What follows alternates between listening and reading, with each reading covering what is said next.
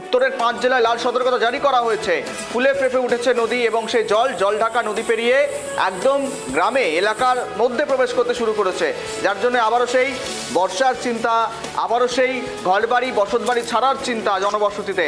হাতিনারায় জল ঢুকে পড়লো জনবসতিতে। ইতিমধ্যে লাল সতর্কতা, রেড অ্যালার্ট জারি করা হয়েছে এবং যে ছবি দেখাচ্ছি এক্সক্লুসিভ দেখুন। কথা বলবো, সঙ্গে রয়েছে প্রতিনিধি জিয়ারুল। উত্তরের 5 জেলায় ভয়াবহ বন্যা পরিস্থিতি হতে পারে, এমনকি প্রভাব অলরেডি পড়তে শুরু করে দিয়েছে। তুমি যেটা জানিয়ে রয়েছো, একদম সাবধানে কভারেজ করো। তোমার পিছনে দেখা যাচ্ছে একদম ফুলে ফেঁপে নদী, একদম একাকার, পার্শ্ববর্তী এলাকায় জল প্রবেশ করেছে। কি পদক্ষেপ গ্রহণ করা হয়েছে এই মুহূর্তে? দেখো গৌরব, তোমাকে জানিয়ে রাখবো যে ইতিমধ্যেই কিন্তু প্রশাসনের তরফে এবং আবহাওয়া দপ্তরের পূর্বাভাস অনুযায়ী যে 5 দিন ধরে কিন্তু অতি ভারী বৃষ্টির সম্ভাবনা রয়েছে এই উত্তরের 5টি জেলায়। এমনকি ভুটানের যে অতি ভারী বৃষ্টির জেরে কিন্তু এই সমস্ত নদী যেমন জলঢাকা, তিস্তা, আংরাবাছা শহর, চেল, ঘিস, এই সমস্ত যে পাহাড়ি নদীগুলো রয়েছে জলপাইগুড়ি জেলায়, সেই সমস্ত নদীগুলো কিন্তু ইতিমধ্যে ভুটান থেকে জল নেমে আসা এবং উত্তরবঙ্গের যে ডুয়ার্সের যে বিভিন্ন প্রান্তে অতি ভারী বৃষ্টি হয়েছিল গতকাল থেকেই, আজ এখনো পর্যন্ত কিন্তু বৃষ্টি চলছে এইদিকে জলপাইগুড়ি জেলা, সমস্ত জেলা জুড়ে। তবে যেই নদী এই মুহূর্তে আমি দাঁড়িয়ে রয়েছি জলঢাকা নদীতে, সেই জলঢাকা নদী ইতিমধ্যে কিন্তু ফুলে ফেঁপে উঠেছে এবং এই জলঢাকা নদীর জল এবং বাঁধ রয়েছে পাশেই, বাঁধও কিন্তু ভাঙ্গন শুরু হয়ে গিয়েছে। যেমনটা জানা যাচ্ছে ধূপগুড়ি মহকুমার অন্তর্গত যে বারোঘড়িয়া গ্রাম পঞ্চায়েত রয়েছে, সেখানে দামবাড়ি এলাকা একটি রয়েছে। সেই দামবাড়ি এলাকাতে কিন্তু এই জলঢাকা নদীর স্রোতে, প্রবল স্রোতে কিন্তু একটি বাঁধ ভেঙে গিয়েছে বলে স্থানীয় সূত্রে জানা গিয়েছে। এবং যে নাগরাকাটা বানারহাট যে ব্লক রয়েছে, সেই নাগরাকাটা এবং বানারহাট ব্লকের পক্ষ থেকে, যে প্রশাসনের পক্ষ থেকে কিন্তু গতকাল রাত থেকেই কিন্তু অ্যানাউন্সমেন্ট করে দেওয়া হয়েছে এবং নদীর পার্শ্ববর্তী এলাকায় যে সমস্ত মানুষরা বসবাস করে তাদেরকে কিন্তু নিরাপদ জায়গায় চলে যেতে বলা হয়েছে।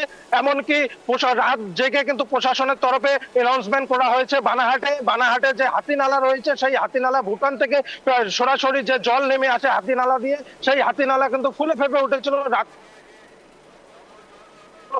এলাকাতে, এবং যার ফলে কিন্তু মানুষের ঘুম উড়ে গিয়ে মানুষ আশ্রয় নিয়েছিল।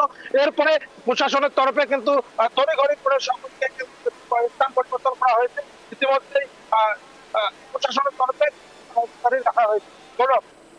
কিন্তু এই যে একযোগে বলা যেতে পারে পুলিশ প্রশাসনের অত্যাধিক তৎপরতা, মাইকিং করে অ্যালার্ট করা হচ্ছে জিয়ারুল, কিন্তু তোমার পেছনে যে নদী দেখা যাচ্ছে ফুলে ফেঁপে তো একাকার, ভুটানের যে ছবি আমরা সেটা তুলে ধরছি। ভুটানে ইতিমধ্যে জলমগ্ন, একদম জলের তলায় বলা যেতে পারে ভুটানের একাধিক এলাকা, এমনকি গাড়ি বাড়ি সমস্তটা বসতবাড়ি ভেঙে গিয়েছে। কিন্তু সবচেয়ে বড় সমস্যা বাঁধ ভাঙনের আশঙ্কা, এবং সেখান থেকে বাঁধ ভাঙনের আতঙ্কতেই জেরবার হয় সাধারণ মানুষ।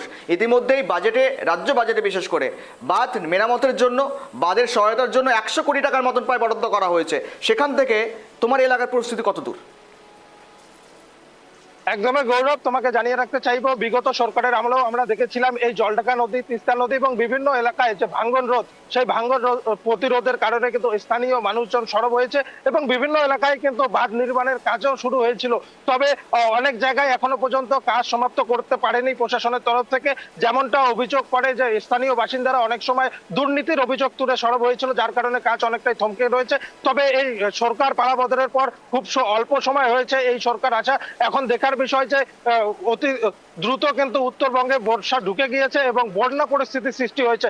এখন প্রশাসন কি পদক্ষেপ নেয়, এই সরকার কি পদক্ষেপ নেয়, সেদিকে তাকিয়ে রয়েছে গোটা উত্তরবঙ্গবাসী। গৌরব, একদম নজর রাখো। ধন্যবাদ আমাদের সঙ্গে থাকার জন্য। তোমার সঙ্গে আবার পরবর্তী যোগাযোগ করার চেষ্টা করবো। হাতিনালায় জল ঢুকে পড়ে জনবসতিতে ইতিমধ্যেই রেড অ্যালার্ট জারি করা হয়েছে।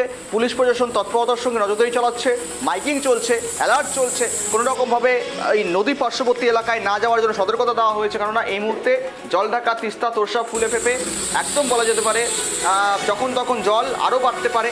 পাহাড়ের ভুটানের জল, পাহাড়ি নদীর জল এবং কি ভুটানের যে সমস্ত উচ্চবর্তী এলাকার জল তা কিন্তু সমতলে প্রবেশ করতে শুরু করেছে, পাহাড়ি এলাকাতেও প্রবেশ করতে শুরু করেছে, যার জন্যই রেড অ্যালার্ট, আশঙ্কা, আতঙ্ক থেকেই যাচ্ছে।